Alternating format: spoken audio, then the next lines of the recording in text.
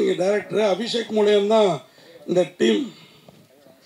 டீம்லாம் form ஆச்சு என்ன சினிமாக்குள்ளார இப்போ எஸ்ஆர் பிரபு சார் வரைக்கும் நீங்கள் அபிஷேக் நடிச்சிருக்காரு அதில். நீங்கள் ரொம்ப நல்ல டைரக்டருங்கிறத நான் வந்து பாராட்டுறேன். ஏன்னா அபிஷேக் வந்து பயங்கரமாக நடிப்பார், அதனால் அவரை இதில் பயன்படுத்தாமல் விட்டுருக்கீங்க. வாழ்த்துக்கள். அப்புறம் அவர் சொல்கிறப்ப நீங்கள் சொன்னீங்க இந்த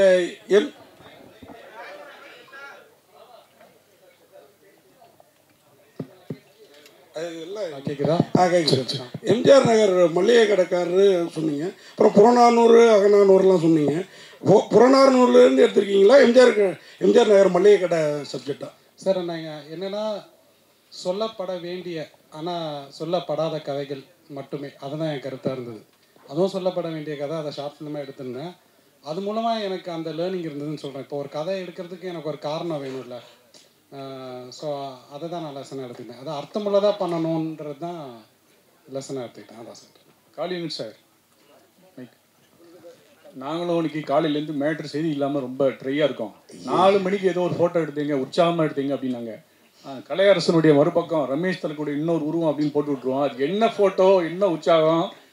அது நேரம் வரும்போது நானே சோசியல் மீடியாவில் போடுவேனே, அப்போ எடுத்து நீங்கள் கொண்டாடுங்க. நீங்கள் 3 பேர் தான் ஃபோட்டோ பார்த்தோன்னே உங்களுக்கு தெரிஞ்சிடும், வேற ஒன்றும் இல்லை. அதில் எல்லா கதையும் இருக்கும் அந்த ஃபோட்டோ கொடுத்து. ஏன்னா நைட் ஷூட் முடிச்சுட்டு உற்சாகமாக போயிருந்தோன்னு சொன்னாங்க, வேற ஒன்றும் இல்லை. Thank you so much for the questions.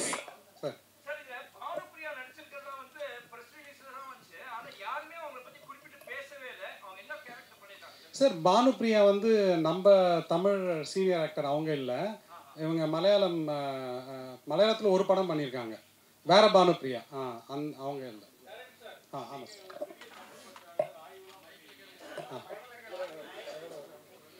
Sir என்னன்னா இதை பற்றி நான் நிறைய யோசிச்சிருக்கேன் சார். இப்போ நீங்கள் வேட்டி கட்டிருக்கீங்களா? இப்போ நானுமே பேண்ட்டு தான் சார் போட்டிருக்கேன். என்னன்னா நீங்கள் யோசிச்சு பார்த்தீங்கன்னா நம்ம தமிழ் உண்மையிலே வளரணும்னு வச்சுக்கோங்களேன்.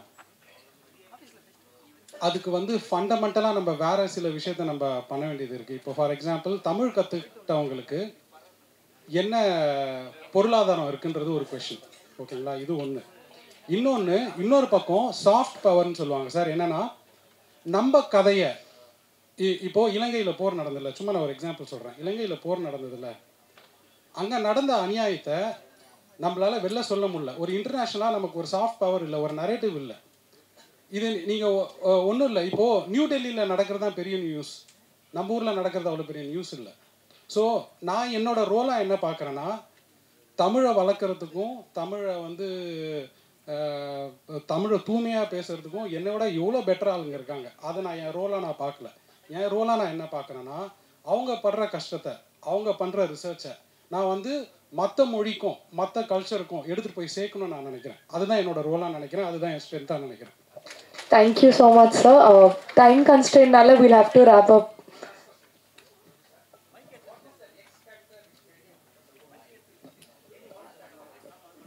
And simplicity and strength of the content ன்னு சொல்லுவாங்க. அதில் அந்த கண்டென்ட்டில் ரொம்ப சிம்பிளான ஒரு கதை இருக்குது, பட் அது ரொம்ப ஸ்ட்ராங்காக நம்மளை ஃபீல் பண்ண வைக்குதுங்கிறது தான். அண்ட் ஆடியன்ஸ் ஆல்சோ சிம்பிள் ஸ்டோரிஸை ரொம்ப லைக் பண்ணுறாங்க இப்போ இருக்கிற சூழ்நிலையில். I think it is a simple story, but ஆனால் நம்மளோட ஒவ்வொருத்தரோட வாழ்வியலை பிரதிபலிக்கிற ஸ்டோரிங்கிறதுனால இது எல்லாருக்கும் பிடிக்கும் அப்படிங்கிற ஒரு நம்பிக்கையில். Thank you. Thank you so much. I'm so sorry.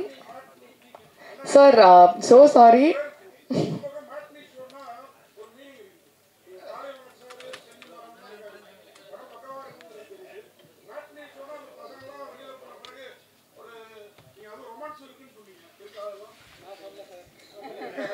இல்லை, ஒரு மீனிங் இருக்கு அப்படிங்கிறதா. நீங்கள் இதுவும் ஒரு மீனிங், அதே மீனிங் இல்லை, பட் வேற meaning. In the beautiful, meaningful film on the June 6th release, I'd like to request the cast and crew to stand up for a picture opportunity.